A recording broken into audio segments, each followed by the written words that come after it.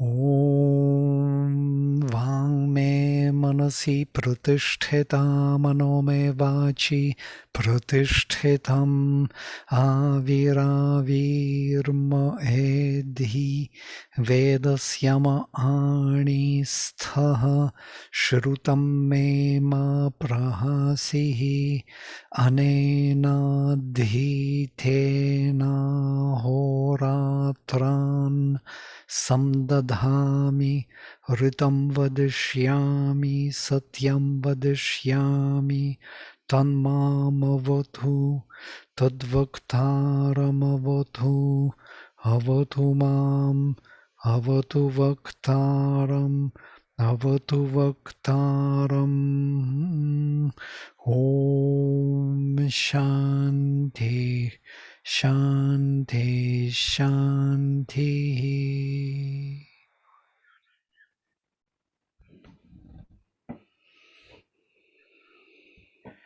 All right, we are in the very nice place. Let me open. We are here. We stopped at number 4. We didn't go far. But this, because we read Savitri passages which are so profound, which are fitting exactly to these shlokas. So, if I just overview very briefly, very fast, the beginning of 3 to come to the 4th, it's always good to do. I will read them and translate from them immediately. Abodhi agnih samidha jananam pratidhenum ivayati mushasam yahva iva pravayamujjihanach prabhanavach sisratenakam acha. Awaken is the flame kindled by those who are born in the body, and towards the cow approaching to him, the dawn as the cow approaching the calf, he moved. And we also woke up in the morning full of energy, rising upward, the same as the flames of the fire reaching straight towards heaven. Abodhi Hota awoke the fire, the Hota, the priest, the summoner of the gods, Yajathaya Devan, to sacrifice here the gods. Urdhvo Agnih, high he stood, at Asthat, he stood up high, Sumanav Pratach, with beautiful mind in the morning. Samidhasya Rushad Adarshi Paja, and his pajas, his staff, shining or flaming, Rushad, abode of him flamed Samidhasya Adarshi was visible. Mahandevastamaso Niramochi, the great God was delivered out of the darkness. Yadim Ganasya Rashanama Jigach, and when the whole row of his hosts, his powers, was awoken within him, Ajigach, yeah? Shuchich Ankte Shuchibhir Gobhich Agni. Agni was shining with pure flames of pure rays of light, being pure. Ad Dakshina Yujyateva Jayanti Uttana Murdvo Adhayadjuhubhich. And this is the number 3 where we stopped. Here it is.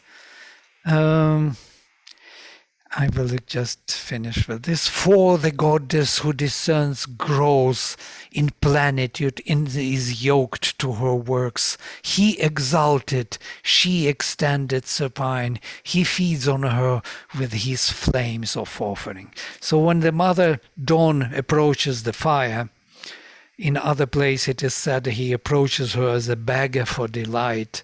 So she extends, she grows vast, and he becomes exalted. He stands up high, and he feeds on her light with his flames of offering. You can imagine how they join together beautifully. And we read some of these passages, beautiful passages from Savitri, and stopped here. Um, Agnim achhadevayatam manansis chakshun shiva surya sancharanti yadim suvate ushasavi rupe shvetova ji jayate agreahnam. So the minds of man who grow in the Godhead move entirely towards the flame of will. This flame of will is the divine within man. Even as all the seeings converge in the sun that illumines. All the visions come to the sun, to the higher flame. All the willpower comes within the man, calling from within. When the two dawns of opposite forms delivered of him, he is born as a white steed in front of the days. Can you imagine the white steed in front of the days running? What a picture. This is him. The days are following after him. He is in front, galloping, leading the days forward. So the two dawns are two mothers, the dawn and the night, the dusk and the dawn. There on the lap of them he is fed, nourished. They are nourishing him, and we spoke about this, coming up and down, feeding our growing self within us, growing soul. So here there are few passages which we stopped at. I want to go through them once and then we go to the next verse. His heights, that's when Ashvapati comes to from the lower hemisphere ascending with Agni. His heights of being lived in the still self. His mind could rest on a supernal ground and look down on the magic and the play where the God-child, the fire God-child, lies on the lap of night and dawn, and the everlasting puts on time's disguise. So the everlasting puts on the time's disguise. So disguises itself in time. This is the engine of all the moving forward, the fire on the lap of the night and dawn, working within manifestation. And notice he looks from above down. We spoke about this the other day. But now, it's interesting.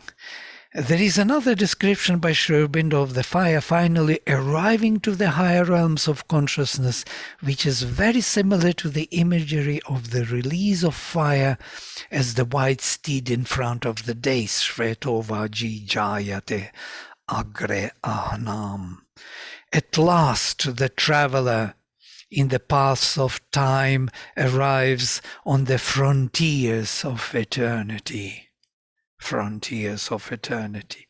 In the transient symbol of humanity draped, he feels his substance of undying self and loses his kinship to mortality. Kinship to mortality he's losing. That's the traveler. We are all travelers here, and we all have the flame within. It's quite interesting. That's why the whole beginning is this, the Abodhi Agni Samidha Jananam.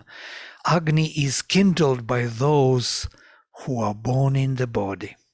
It is we who carry the flame. And now, this is something. This is the passage we have to concentrate. The mighty kingdoms of the deathless flame aspired to reach the being's absolute. So the deathless flame always aspires forward to reach the being's absolutes, higher and higher. Out of the sorrow and darkness of the world, out of the depths where life and thought are tombed, notice, out of the sorrow and darkness of the world, Tamaso Niramochi. He was delivered out of the darkness, out of the depths where life and thought are tombed. Our life and thoughts are tombed in out of those depths. Lonely mounts up to heaven the deathless flame. There is someone there within who is alone, mounts up. In a veiled nature's hallowed secrecies, it burns forever on the altar mind. We will come to this passage once more. This altar mind, the mind, Manansi. Do we have this here? Devayatam Manansi, the minds of all those who are seeking the divinity. All the minds are coming to him, to Agni, because the mind is, interestingly enough, is a free will in us. And this is the altar of Agni, of the divine flame within us. So it burns forever on the altar mind. Its priests, the souls of dedicated gods. There is the whole big passage where Sri Aurobindo describes all the priests as the powers of Agni. They are doing a particular yagya, sacrifice, and they are functions of Agni to make Agni work better. Its priests, the souls of dedicated gods, all the gods are nothing but the functionalities of this Agni to flame higher and higher. Humanity, its house of sacrifice. And we as human beings, we are housing this sacrifice. We are the framework in which this burning is taking place and the oblation is taking place. We are here to constantly offer whatever we are in this house. We are the Yajamana, the one who is burning within this house. Once kindled, never can its flaming cease. A fire along the mystic paths of earth, it rises through the mortal hemisphere, till borne by runners of the day and dusk, it enters the occult eternal light and clambers, whitening, to the invisible throne. He climbs, whitening, becoming brighter and brighter with every step upward to the invisible throne of the Lord. This is so beautiful. This is Sri Aurobindo, see? And you can see that it is all charged with Vedic imagery. Yeah? It is all taken from the Vedas. And that becomes Sri Aurobindo's poetry. All right.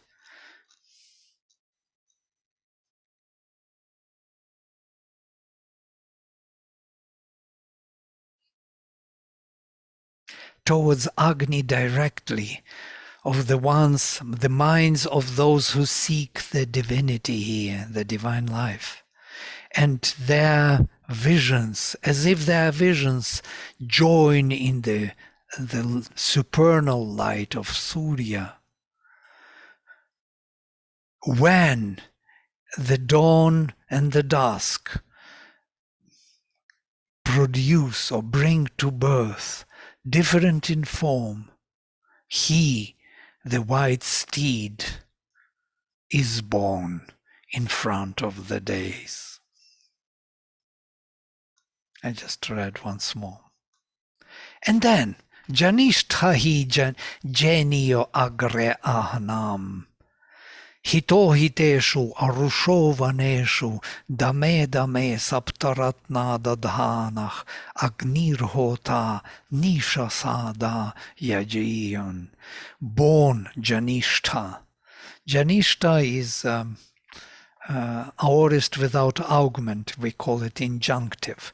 Born is the one victorious, genia, Sri Aurobindo genia translates as victorious, of noble origin, true,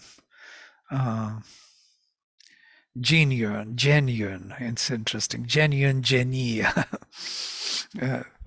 So he's genuine and or victorious, or I translate it a bit differently.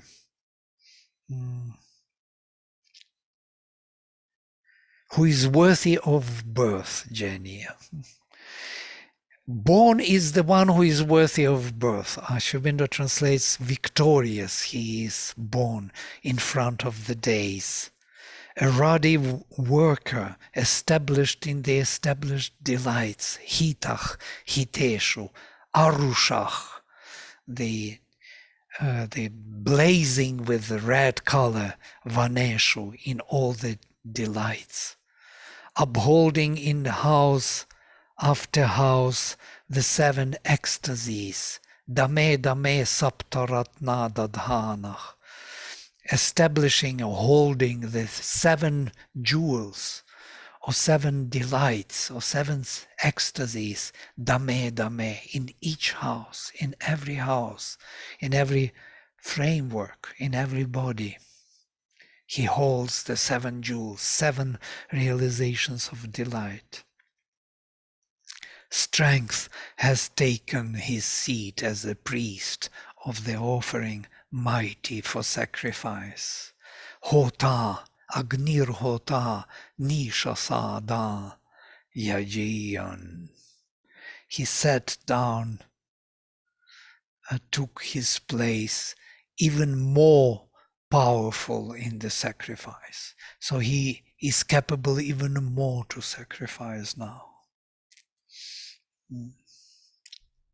Radhini, Yeah. in the first line, when there are seven ecstasies, what does that mean? The seven kinds of delight. Sri Aurobindo gives this footnote we can read. To each principle of our nature there corresponds a certain divine ecstasy, and on each plane, seven planes, in each body or house, Agni establishes these ecstasies,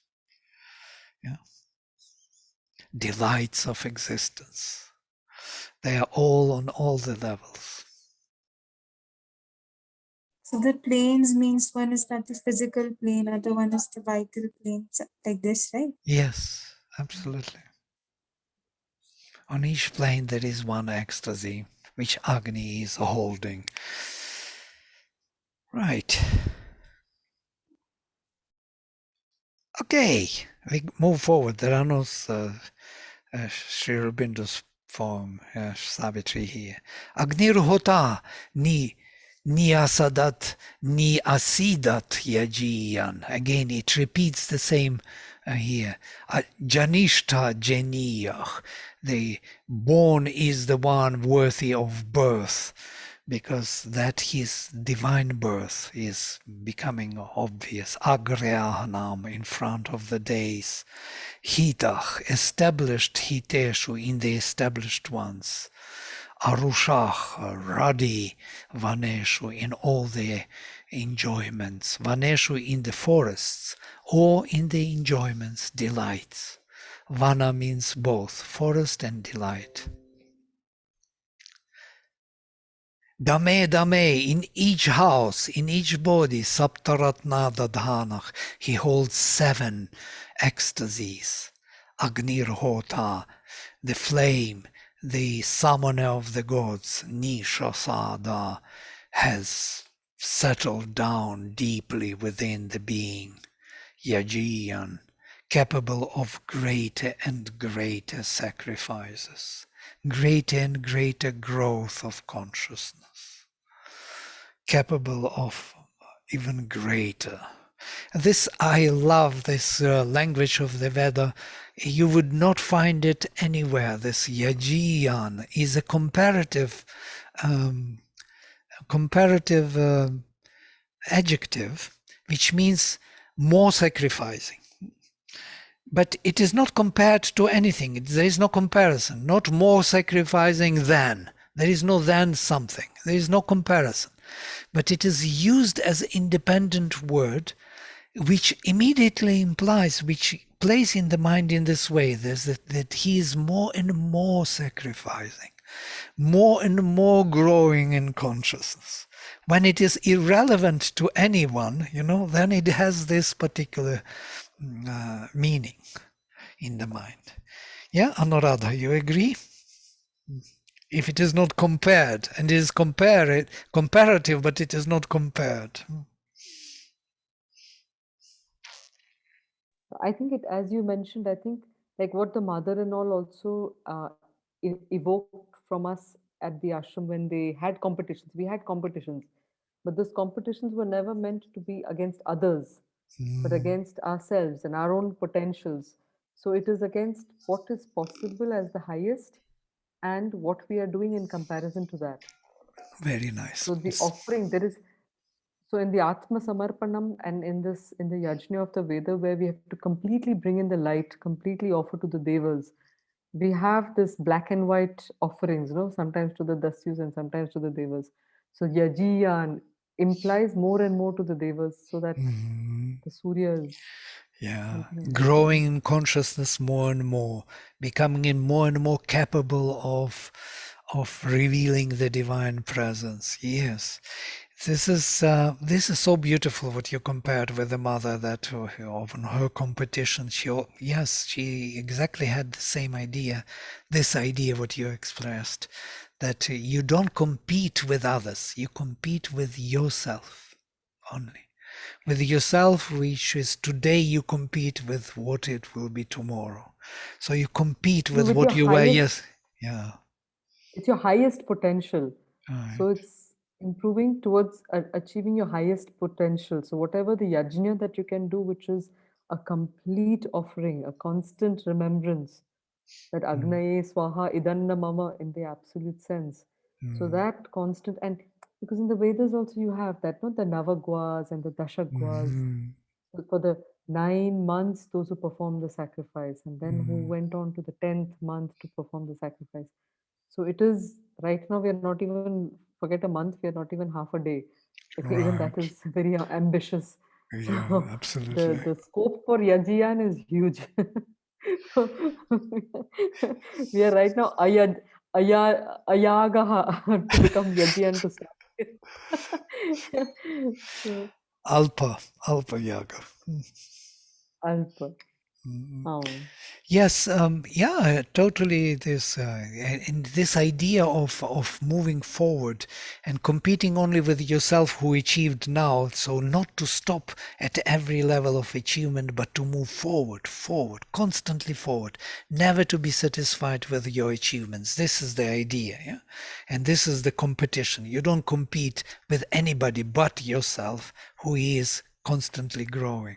It's like in Savitri, he says, on the height he stood that looked upon greater heights, So the height looked upon greater heights, and he stood on the height. So it is already calling him to the greater heights, yeah, for the journey towards higher and higher. So of course, we can stop and say that is it. That's the level. I cannot go higher. That's my top. You remember Mother's story of the climbing towards the truth? This is a beautiful drama when several people came together and they were climbing. The artist, the this, that, and the aspirant there was who climbed to the top, and everyone stopped at certain levels. Yeah, they were satisfied at that level of life, but only the aspirant went to the top. This is quite interesting that each one is capable of rising to a certain level, and then he feels that it's okay, or she, I can stop here. Great, let me proceed. Agnir hota Nyasidat yajiyan. It repeats from the previous, so beautiful. Agnir, the summoner, has settled within Ni, within, deeply within, Nyasidat yajiyan, capable of greater and greater sacrifices. Upasthematoch surabha uloke, in the lap of the mother, in the beautiful lap, surabhau uloke, in the vast world. This is, I'm just giving here, you see, the Padapatha to show that this is surabhau, and this is a particular Vedic sandhis where av v dropped, yeah, surabhav uloke. Yuva kavich Purunishta ritava dharta krishtinam utamadhya iddhach. Strength has taken his seat as the priest of the offering, mighty for sacrifice in the lap of the mother, and in that rapturous other world, young and a seer standing out in his multitudes, possessed of the truth. It's so beautiful, possessed of the truth. Yeah? This language. They are beholder of those that do the work. And also in between, he is kindled. I will read my interpretation.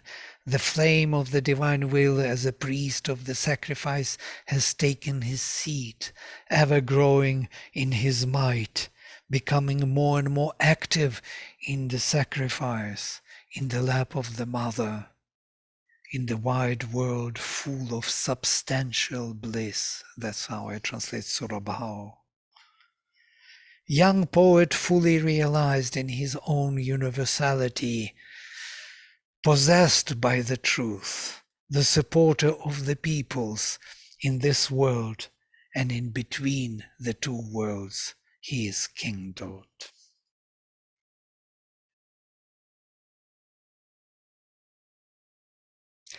I remember another passage, Upasthematuch. Upasthematuch vichaste. He, in the lap of the mother, the soul sees. This is from another hymn. This in the lap of the mother, Agni is always in the lap of the mother somehow. And this is amazing because if you think about it, that the flame, the psychic flame within the heart, that which is aspiring in us to the higher life, is actually the mother's power. We know it from the mother, actually, in Sri Aurobindo. Sri Aurobindo defines these two influences. Sri Aurobindo's power is this something coming from above, the spiritual influence from above the head over the mental and vital consciousness, whereas mother's power is the psychic presence, the psychic flame within the heart, which is influencing the vital and the the physical consciousness. And thus this flame becomes the link to the physicality. It is only through the psychic flame, through this flame, we can transform the physical life. There is no other way to transform the physicality. Because the spiritual influence does not reach, it comes to the mental and vital, it does not touch the physical. There is a gap. Sri Aurobindo speaks about this. When he realized higher realms of consciousness, he said there was a gap between that and this world. He couldn't bridge it. He didn't know how to do it. Either you are there totally happy, blissful, and have nothing to do with this, all this is an illusion. This illusion idea comes from the real experience. Yeah. Once you are there, it looks like an illusion. This world, this physical world, suffering, sweating, working, hard working, running, wild. What for? There is no link, no bridge. But when Mother arrived, Sri Aurobindo saw the bridge. He calls her the golden bridge. The golden bridge between this spiritual and the physical. And that is the psychic influence, that flame within the heart. And from that time on, Sri Aurobindo changes all his approach to yoga. And it becomes more and more psychic. It's all centered around psychic. Psychic is to be discovered first. The psychic has to enlarge itself next. Spiritual transformation, which is enlarging of the psychic to the universal format, and then even transcending the universe. And that is the supramental transformation. Again, psychic. Psychic is the key. This flame about which we are reading is the key. Without it, there is nothing is possible. We can leave this world without it. We can go beyond. But with this flame, the transformation of the world and nature can take place. We can become divine here in time and space. And that is the flame in the lap of the mother. Yeah. In the lap of the mother, the soul sees. So beautiful. You know this passage, no? Most probably, some of you may know. We had even a very beautiful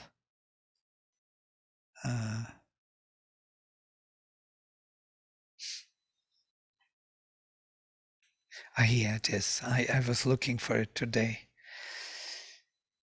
Abhi avasthach jayante vivrech vivrihi chiketa upasthe matuch vichaste. State upon state is born. Abhi avasthach jayante. Covering upon covering opens to consciousness of knowledge. Vivrech vivrich chiketa. So after vivri, another vivri is opening, becoming more and more aware, layer upon layer. Upasthematuch vichaste, the flame sees in the lap of the mother.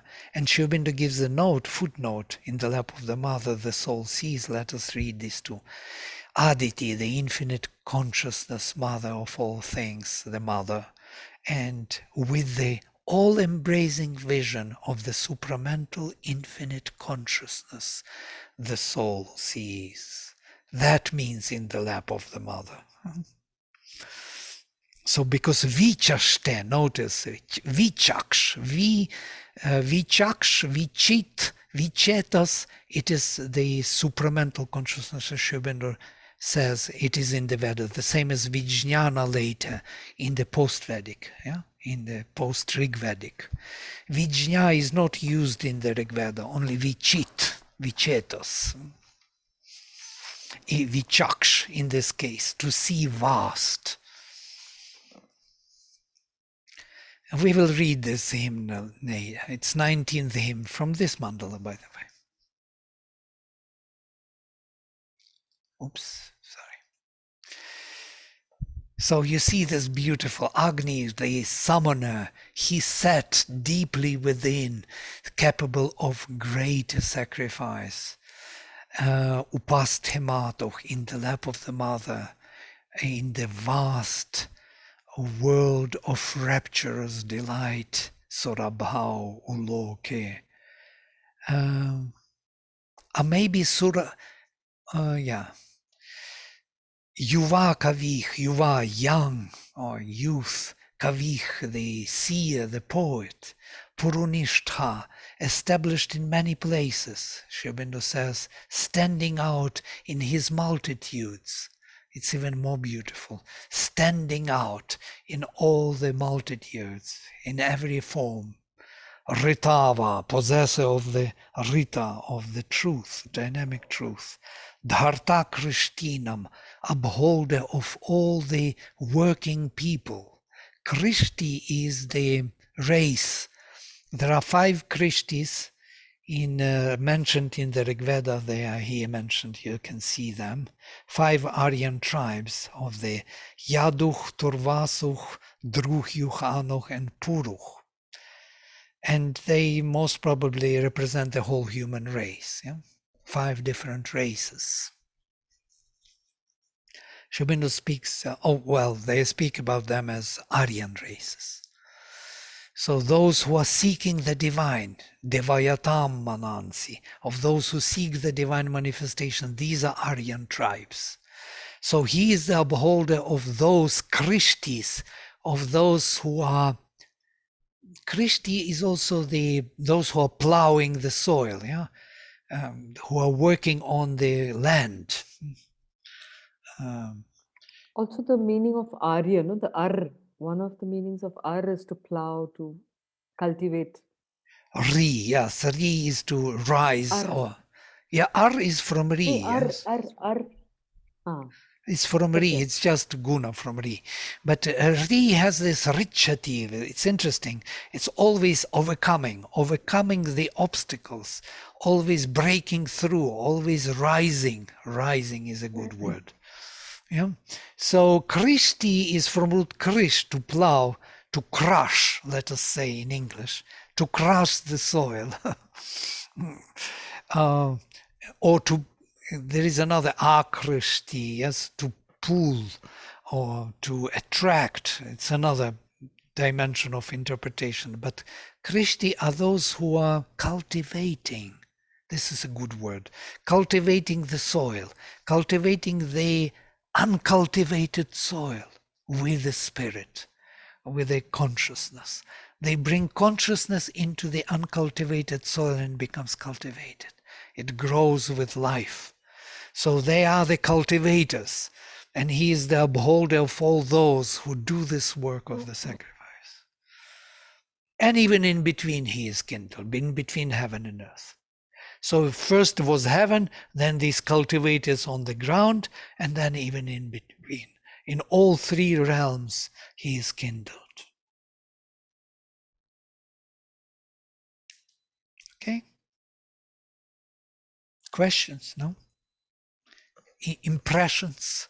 I'm talking too much, I know. I try to come to that ecstatic, crescendo, always looking for it, and it's not reaching, falling back. One more climb, try one more time. Maybe now, maybe by repetition. Vladimir, you are so funny. You're a musician, Vladimir. My question is, can you talk a little bit more about the young poet? Yeah, young poet, beautiful, yes. Young or ever young, let us say. He's never old. Agni is always young, always born now, in this moment of time only, always in this moment of time, eternal, infinite, immortal, young, ever young. Because when we realize the soul or the soul presence, we feel like this, we become ever young. It is never giving up. It is never satisfied with what it achieves. It climbs always higher and higher. Sri Aurobindo beautifully says here, you remember here, and clambers whitening to the invisible throne. He is constantly climbing and constantly becoming brighter and brighter to the invisible throne which can never be reached. Yeah. Can we also look at it like this? Because Agni also represents that willpower, no, the divine will in man. And in a very practical sense, every time we have the willpower, we exert our willpower, or we connect with the willpower to do anything. There is always, if one is very conscious, there will always be some discovery that you will have with this willpower, application of that will, and that is this kavi, the seeing of something. So without exercising that willpower, we are deprived of any new sight. But when you make that effort, then there are realizations, then there are seeings that take place, which is the kavi part of it. So from the deeper psychic point of view, the Agni, of course, when that touches us, then we are transformed. but also in a more practical, if I may say, more mundane sense of the ordinary life, where uh, kindling that Agni within, lighting that Agni, has revelations. Yeah, yeah. The willpower, the application, the overcoming the obstacles is always a great joy, great realization. If I overcome myself, if I conquer myself by myself, this is the greatest conquest I can have. Yeah, I conquer something, some weakness in me, some, dullness, something which is clinging to the ordinary, to the retirement, to the rest. I want to retire, to rest, to sit and to enjoy myself. Yeah? So to say, by doing nothing, by not really overcoming, by not applying will. I am afraid of applying will. I am too old, too tired. I want to sleep. This is the opposite. And the moment I overcome it, first, overcoming is very difficult. Yeah, everything resists. Our dull body resists. Our inertia resists. Everything is heavy, difficult. But the moment you overcome, you feel the joy of life. There is again flame there somewhere burning. Yeah. Maybe Yeah, I'm. if I can, Yeah. Go ahead. sorry. No, I was also because from Sri Aurobindo's works only, he talks of ar as in to cultivate. I'm just connecting it here. So he says, whoever cultivates the field that the Supreme Spirit has made for him, his earth of plenty within and without, does not leave it barren or allow it to seed, but labors to extract from it its full yield, is by that effort an Aryan. And then the when he talks of ar as in fight, he says, self perfection is the aim of the self conquest. Therefore, what he conquers, he does not destroy, but ennobles and fulfills. He knows that the body, life, and mind are given him in order to attain to something higher than they. Therefore, they must be transcended and overcome, their limitations denied, the absorptions of their gratifications rejected. For without the Aryan, for always the Aryan is a worker and warrior. He spares himself no labor of mind or body, whether to seek the highest or to serve it. He avoids no difficulty. He accepts no cessation from fatigue. Always he fights for the coming of that kingdom within himself and in the world. So this idea of Beautiful. that, what you were saying, the Yeah. fire, Overcoming. when that is Overcoming. lit, that willpower, then Mhm. okay. And this is from Route 3. Now you can see the full set. Yeah, not only the cultivating the soil, but also the richity. We spoke about etymologically, like drilling, yeah, like breaking through, yeah, like constantly overcoming the obstacles, rising higher and higher means you have to overcome obstacles. You have to break through resistances. Resistances oppress you, and you break through. It is this Aryan. Aryan goes through resistances. As there was one great Agni Yogin in Russia. His name is Rerich. Maybe some of you know he is a painter, yeah, Nikolai Rerich, and he was the founder of Agni Yoga. Very beautiful Himalayas. He was painting Himalayas all the time, and he spoke in this. He found many interesting stories from this region in Tibet and Himalayas. And in one of the stories, there is this phrase I can't forget. Did you learn to welcome the obstacles? Did you learn to be happy to meet the obstacles? Oh, the obstacle is here. I'm full of energy. Finally, I have something to do. Because obstacles are showing us where to apply the energy, where to go. It doesn't show us where not to go. It shows us exactly where to go. And this is for Aryans, not for other people. And I must tell you, this is not something difficult. It's amazing. It's not about difficulty. Yeah, Aryan is easily taking it, happily. There is a happiness of taking it. It's a natural happiness. It is not, he will not even notice that he took the obstacle. He is just happy to do it. Yeah? For the other person, it would be, oh, what did you do? You took so much. How can you do? And the person, the Aryan would not even notice that he did something. It was just natural for him to do because this flame is there. He cannot but go with the flame. That flame is there, makes him Aryan. Not that his mind has to become, decide, now I have the obstacle, I have to deal with it. No, he is enthusiastically overcoming. He's not even remembering what he did overcome. It's like Rashi when she comes with her courses into our university. She is full of energy. She doesn't care what it takes. It's like a bursting. Everything is done in a minute. Everything is finished. Everybody is ignited. So what do obstacles? Where are obstacles? There was no obstacles. Everybody is burnt to ashes already. It is like this. Yeah.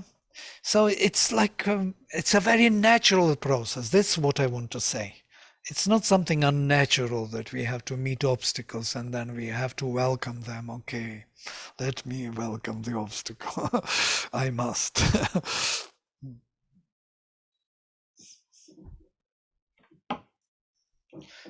Yeah, beautiful. This Agni, this energy, this young seer, the young poet, ever young, always rising, always flaming. Can you stop flaming, Rashi? You can't stop flaming. Vladimir, now I'm becoming the opposite. I am tired and sleepy. I want to sleep, Vladimir. Please. Sometimes one has to go into the lap of the dusk mother who could take you in like Ratri.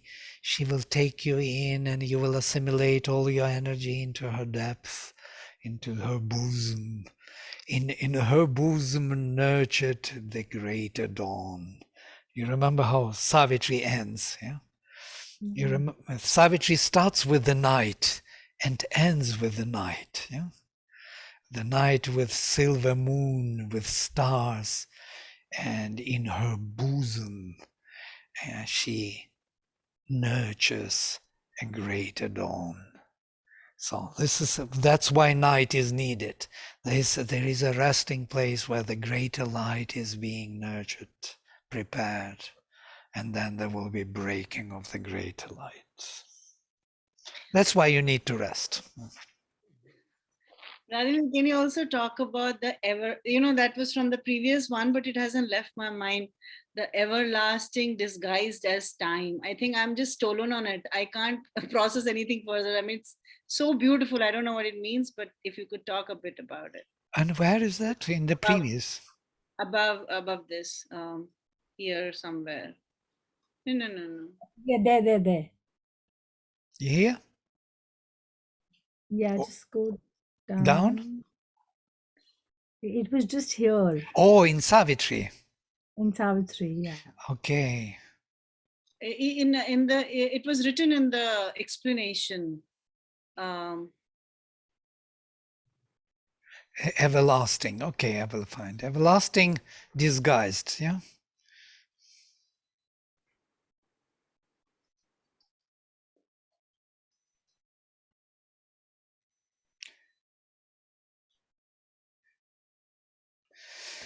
We have several everlastings. No, not everlasting. Eternity disguised as time. No. Eternity. Or what was it? I think disguised as time. Time If you from look at capital. disguise, maybe if you search for disguise, because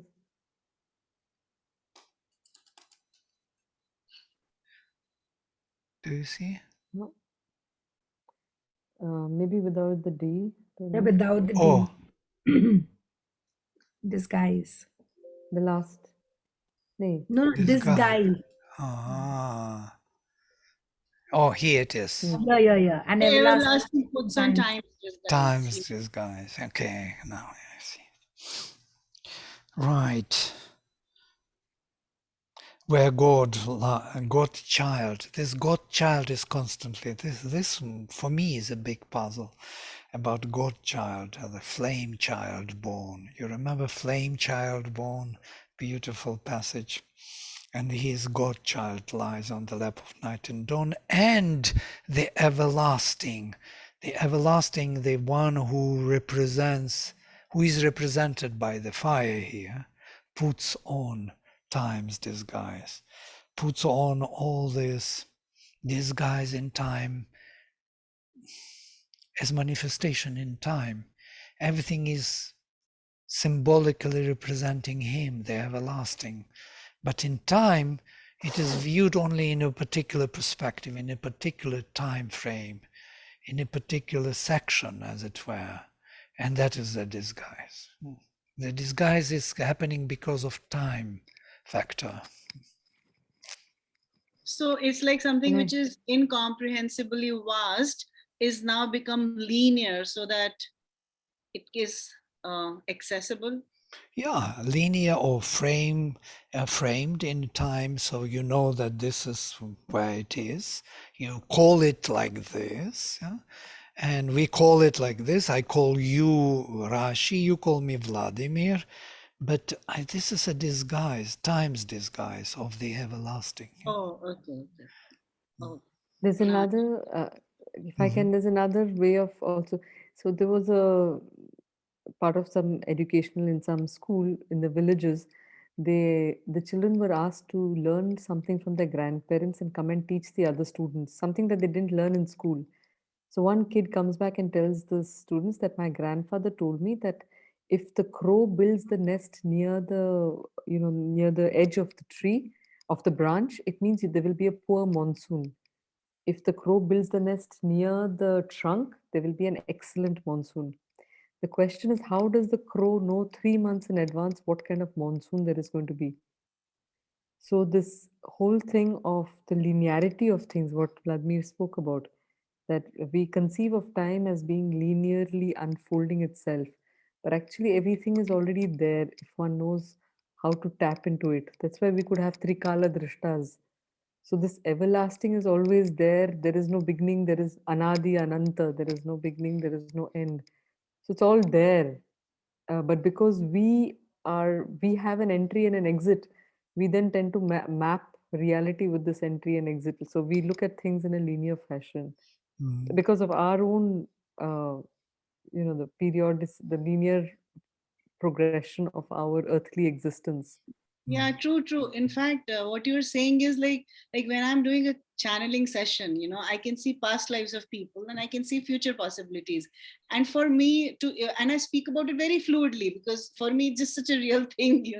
But for the people who have reached out to me and who are suffering from some disease which nobody can cure or something like that, for them, it's so bizarre to actually function from that kind of a sense. So when I read this, I was like, isn't it some part of what we do as artists or healers or something? We kind of travel through times and we make the present moment come in a certain linear structure so that normal people can access it. So I was actually relating it to myself, and which is why I just wanted to have clarity. But it's wonderful whatever you add. Why? Because Vladimir is the Vata. He's like he's an artist, a musician, a creator. So he talks with this all these, he like the crescendo he wants to be. And then Anuradha comes and Dhad comes on the ground, like earthy, completely earthiness. And it is just such a great balance, because I'm like him, I'm traveling in the cloud. I've forgotten I have to eat dinner. And then Anuradha says, but we have to plow the land and you have to eat the fruit. Oh, yes, ma'am. Okay. It's quite interesting how this is going. It's wonderful. Thank you, Anuradha. Yes, well, Anuradha is not only the ground, she is also the depth of that flame within. This is something, she brings this integral view or touch, which is coming from the vision or global vision. Yeah? But it's always, it has to be also practical in whatever sense. It can be conceptually practical, mentally, vitally, or physically. Yeah? It has to be somewhere having some sense of application, something doing, something transforming. It cannot be standing by itself like hazy, like disappearing. And Though she enjoys that hazy part, and she puts it into the format immediately. Working. You have to work now. No. I think this is the carryover of my PhD work, which was about trying to find the applicational component of the Vedic vision that Sri Aurobindo had. So I think this is just a carryover of that. Very nice, very nice. You're most welcome with this. We actually built here Institute of Applied Research in Integral Studies. So you fit very well to this idea also. Yeah, applied research is important. We can apply it through doing like Rashi is doing. She is applying all the time when she's doing the courses. Yes, Rashi. No, that's what I was saying. That many times, and rather, I always say right in the beginning, I'm not here for a scholarly discussion. If it is not going to come into people's life and do something good, then I don't want to discuss here. And so it's sometimes difficult for me to just engage in a, but because this man is an artist, he brings that beauty, which is like, so, I'm like hooked on to it. And of course, what he's saying about her if there were no depth, it would be just somebody giving some jargon and we would have left the class, like, okay, somebody's giving some gyan. Whereas she comes from such depth, which is why it works. I think it's a very beautiful. Absolutely. No, I think like what I enjoy with Ladmis is that he's really able to, because he sees it. The whole of the Vedic literature is about a seeing, and because of his engagement, so he's able to. I mean, he resonates with that seeing. I think that is what we feel. Rather, So yes. he resonates with that seeing, and we are carried, we're transported. Okay, yeah, that's wonderful. It's somewhere out there, like. He actually paints the picture in the mind. Satyam. No, and that's also the Vedic language is very full of images and all. It's like glorious images, but he very powerfully conveys that, And I think what I love about Vladimir, the class is that because he feels it, there is a certain feeling seeing, if I can say. There's a seeing, felt seeing, like, Yeah, today I was sitting before the class and I looked into this hymn and I said to myself, what is this? What is this beauty? What is this depth? Why it is given? Such a treasure is given. Just read these words. They are all in the right place. Everything is perfect. Perfect in the vision, in the feeling, in the everything. You feel the delight from the very, it's like honey. Like honey is coming to you just without you asking it, without you squashing it, it's an unbelievable treasure. I don't know why people don't go in this direction. They would benefit from it. It's cleansing the whole system. It's like taking another life. Every time another life, fresh look. Incredible. Veda is powerful. It's not instructing, it's giving you the delight. Take it.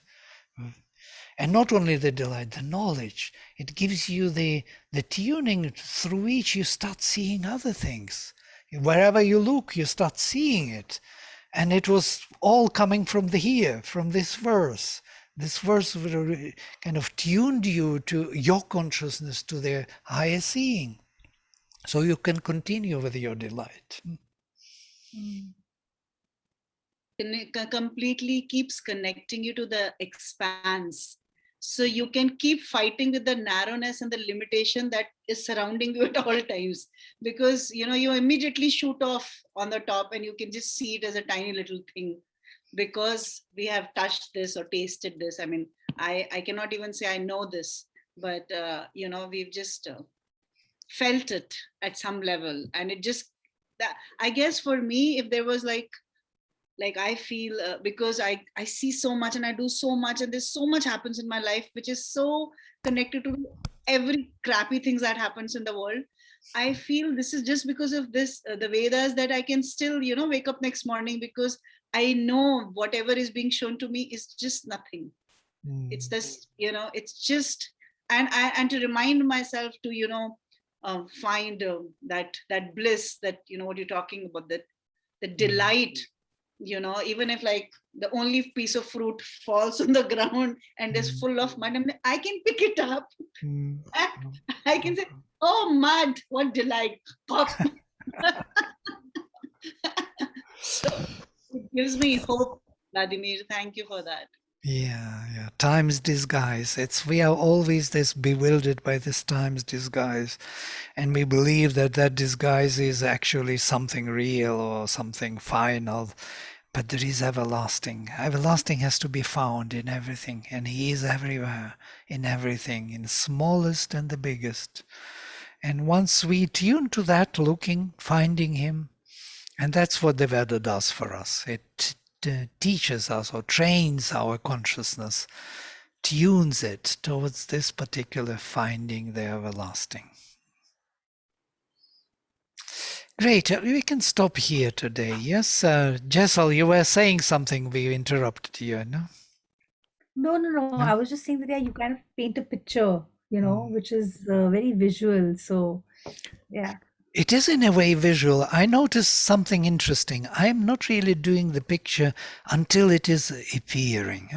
I'm just following the words, more the words around, beating around the words. Like Devayatam, who would translate Devayat as seeking the divine manifestation, or who are seeking the divinity or divinizing. Yeah, Devayati, just causative from Div. Just imagine, I'm just speaking now linguistically to Anuradha. Just think about it. Devayatam Shashti Bahuvachanam, of the ones who are seeking or who are divinizing or are seeking the divine, who want the divine. Yeah. So this Devayati, which can be causative, can be denominative. Yeah, both can be, because Aya can be added to either. So it's on the edge of the both. Yeah, it is suggesting both. Divinizing and seeking the divine and wanting the divine, making the divine possible, yeah, within themselves, within the world. So of those, Manansi. So how much you can say about one word, and I feel this word. Yeah, that's why we translate it quite differently with Sri Aurobindo, who aspire to divinize their nature completely. I am translating, you see, because I'm inspired by this idea of Devayati. I'm taking it from the language. And so once you follow this slowly picture appears, and then you see the picture. Wow, it is okay. Manas and the mind and the altar of our manas free will and Agni flaming within us. We give to our flaming will within us, divine will. And the same as all the visions and knowledge come together in the supramental consciousness, Chakshun Shiva Surya Sancharanti. Yes? So you see this gathering, this particular powerful, in the same way then when the two dusk and dawn, or the dawn and the night, two mothers, produce him different in form, Virupe, the two mothers, the dawn and the night. Vaji, Shvetoya Vaji, the white steed, Jayate, is born finally, Agreyanam, in front of the days. This is like a crescendo, one verse, and I'm there. I feel it. And not only I can see this, it's really seeing. You are right. It's about seeing, feeling, hearing. Everything comes into, maybe this is the integral paradigm, and all the faculties come together and they are no more contradicting. They are in harmony, in harmonious action.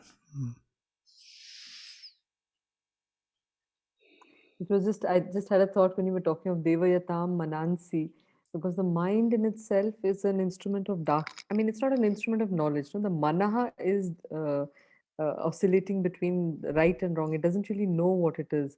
And you have Devayatam. So it's almost like this Guha, the cave that the Vedas describes. and this Agni is spreading its light, and the mind that is willing to get enlightened, so it's like casting its light on it, and the mind, there has to be receptivity. One can close the doors of the mind also and remain dark. But Devayatam, that glow of the warm glow of the Agni is reflecting in itself in that mind stuff, no? Yeah, And then less like Chakshun Maruts. Surya. Yeah, Maruts who are seeking the truth, these mental energies who are born in the darkness, they are born from deity, but still they're operating by the light within them, which is given to them by Indra, their second father, as it were. And so they are with that light of the sun, they do not know that, but that blazing light which is in their weapons is leading them in search of the truth. That's why our mental energies are seeking the truth, whatever it may be, without knowing what they are seeking until the truth is found. But then they discover that within them there was a truth which was leading them. Yeah. And that is, Chakshun Shiva Surya. Chakshun Shi Iva Surya, as if the visions in the Surya come together, all the visions. The truth. Hmm? The truth, no? The Surya, the light of truth. I mean, from again a very practical point of view. So The that supermind, yes. light which allows the mind, the truth. Right, Shubhendu's coverage in the sun that illumines, their seeings converge in the sun that illumines. Right, okay, we stop here for today, and and we'll continue from. Just one question request also to the group. Is it possible to shift this to another day? Because Gitanjali Di was there who had trouble with this particular day. Is it possible to shift this to any other day? I asked the group. I do not know whether it is. Yes. I can do it to tomorrow, Tuesdays. I can do also on on Saturdays. Tuesday. No, Saturday is not good. Tuesdays, if at all. How does it look, or what does it look like? Tuesday, I can. Yeah, I'm okay. I'm also okay on Tuesday. Yeah. Tuesday is a Mars day. It will be more. It's not Monday, Moon Day. So I'm thinking of that also. Okay, Tuesday is good. We can hit the Tuesday. Prithu is, if you're there. Prithu? Yeah, it's fine for me. Prithu. Great. No, I think if that's fine. But what about the other people Thank who you. were in the class? They will come. Charles. He has no connection today. They shifted to another house. He was writing to me. Okay. And we had, like I said, I'll ask you afterwards. We have 4 people from our group here in the Indian Knowledge Systems division at the. I didn't say hear from them any. I put them in. No, one. I just sent you one of them. I'll send you the others, and then you can see if they would like to join. I tell them that they can come and have, because one of them is a Vedic scholar who knows the Rig Veda and all by heart. Super. And he's done it from the Nirukta types. So it will be very beautiful to see the, the commentaries and what they talk about the Vedic text. Nice. So from a very traditional perspective. So if you have it from a very traditional and we have your inputs, I think it can be a very enriching experience. It could be. And for them as well. For him as well. For both of us. For all of us. Yes. So I'll but share the email addresses. I will put them in definitely. But I didn't see yet any addresses. So if you Aham Preshayami, I will share it here. I'll do that. Okay, I have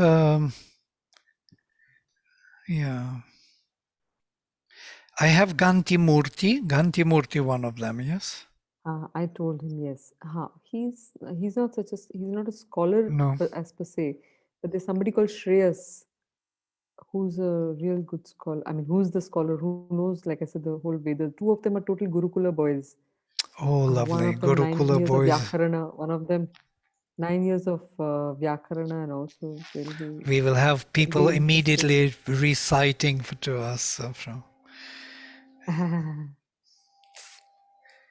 Oh, thank you. That's a great group. So I added all of them into. Okay. Astu, dhanyavadam. Om. Sarve bhavantu sukhinah, sarve santu niramayah, sarve bhadrani pashyantu ma kaschid dukha bhag bhavet. Om Shanti Shanti Shanti. Shri Guru Bhyo Namaha. Harihi Om. Hari Om. Namaste. Hari Om Hari Tat Om. Sat. Shubhratri. Good night. Oh, Shubhratri. Shubha. And also Navaratri. Shubha Navaratri. Dhol baje happening all over. We have only Durgas here around me. I'm alone now. Some I was just saying that today we're all girls, like all women. Okay.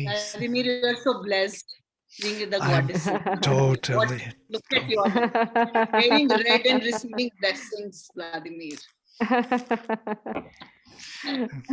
See you. Bye. Bye.